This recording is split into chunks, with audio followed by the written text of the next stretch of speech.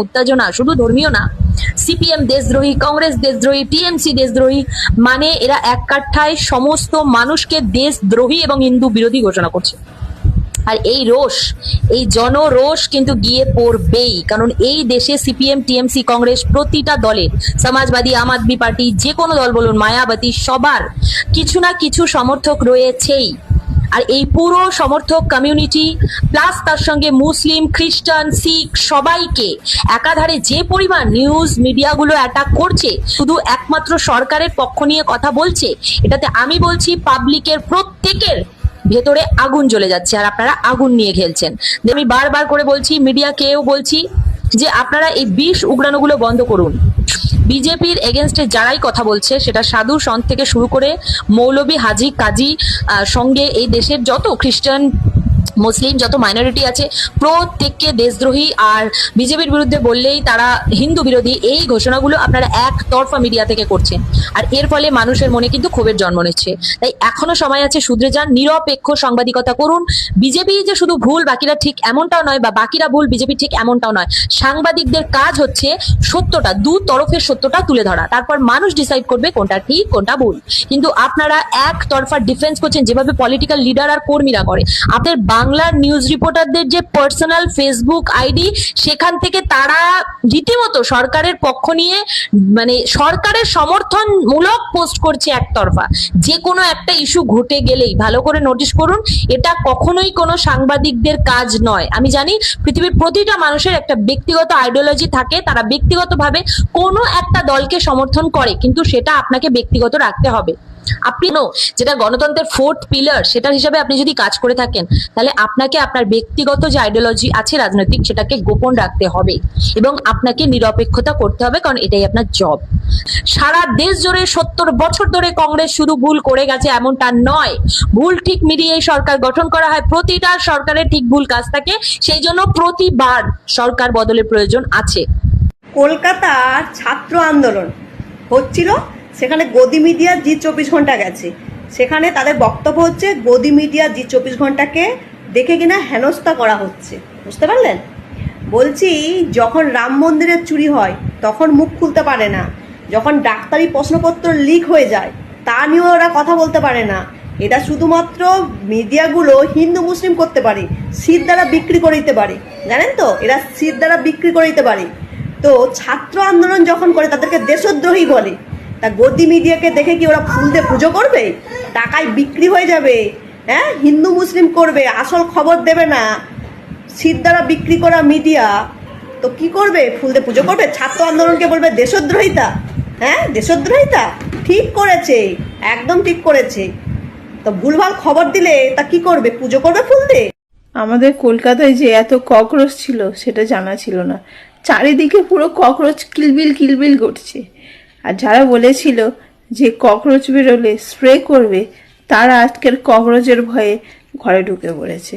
আর ককরোচদের বলছি, তোমরা যখন ককরোচ হয়েছ, তোমাদের উপর বিশাল বড় দায়িত্ব।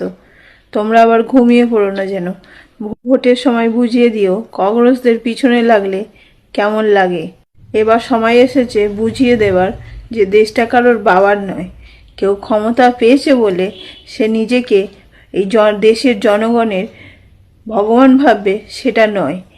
এটা আমাদের ভারতবর্ষ, এখানে জাত ধর্ম নির্বিশেষে সবাই বাস করবে। এখানে কোনো ধর্মের রাজনীতি চলবে না।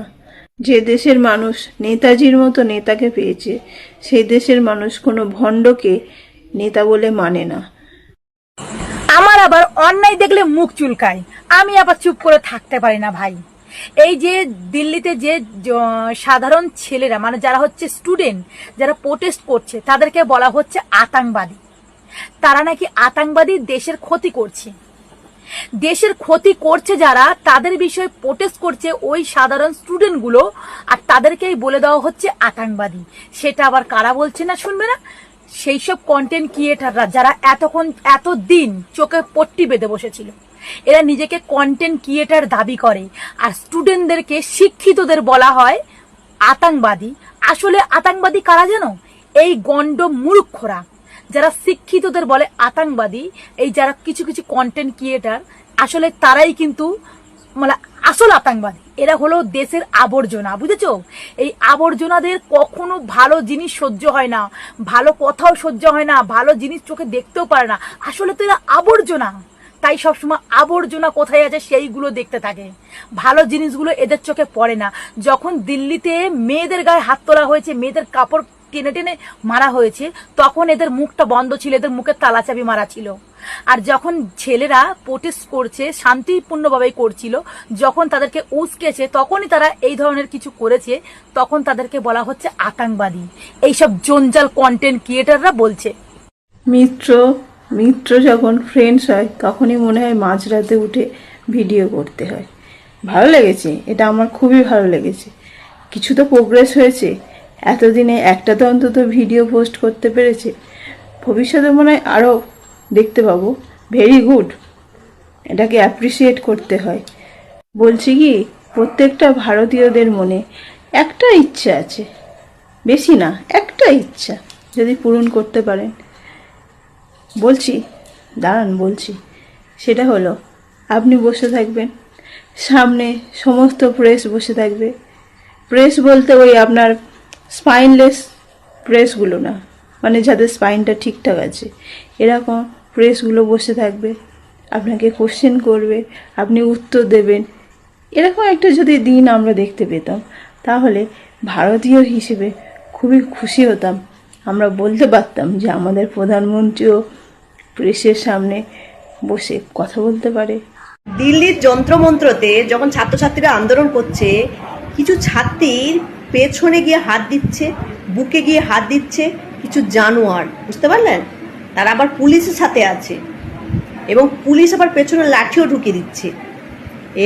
এরা কিনা পুলিশ, বুঝতে পারলেন? সেই ভিডিও যখন আপলোড করেছি, তখন কিছু অন্ধভক্ত যারা কিনা ভগবানকে বিশ্বাস করে, তারা এত সুন্দর সুন্দর কমেন্ট করছে। তাদের বাড়িতে মা বোন নেই বোধহয়। এই রকম ভিডিও দেখে, তাদের কমেন্ট দেখে ভাবছি এরা কিনা ভগবানকে বিশ্বাস করে, এরা ভক্তগণ। কিন্তু লজ্জা পাওয়া উচিত, এদের বাড়িতে তো মা বোন নেই। এইরকম ভিডিও দেখার পর সাপোর্ট শুধু করেনি, সেখানে একদম ভালো ভালো করে কমেন্ট দিচ্ছে, যে ছাত্রীদের পেছনে হাত দিচ্ছে, বুকে হাত দিচ্ছে, সেই সব দেখার পরে তারা ভালো ভালো কমেন্ট করছে, যেগুলো আমি বলতে পারছি না।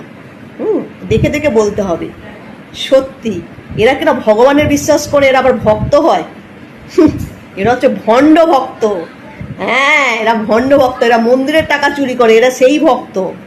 কোনো দেশের সরকার কি, সেই দেশের সরকার কিভাবে তৈরি হয়, সেই দেশের ভোটাররা যারা ভোট দিতে পারেন, তারা ভোট দিয়ে তাদের পছন্দ মতো প্রতিনিধি আনেন।